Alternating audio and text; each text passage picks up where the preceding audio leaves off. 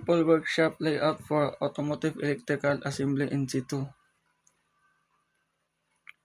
The workshop layout show the competency-based training approach wherein the trainees can learn step by step. They can master their skills through hands-on.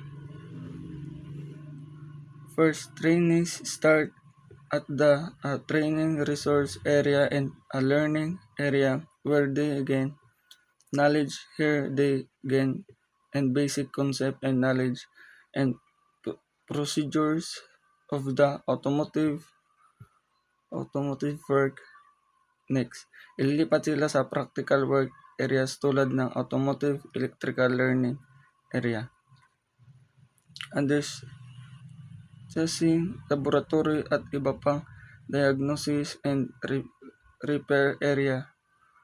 Clutch, brake, suspension. Dito nila ina-apply ang natutunan nila. After that, we have the qualified control area and institutional assessment area kung saan sinicheck kung tama at maayos ang ginagawa ng trainees.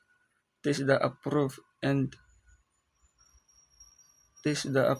ang assessment process para siguradong standard ang evaluation. In the workshop layout, you can see the support areas that are very helpful to admin and trainees needs. We also have the safety and accessibility, the emergency exit and restroom for the safety and comfort of all. The workshop layout is effective because the area ay naka-align sa CBT principle na progressive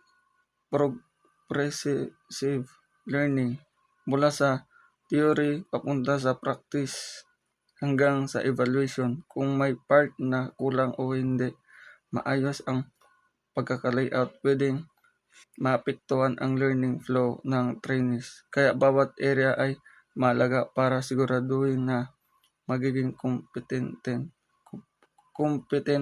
talaga ang trainees sa kanilang field.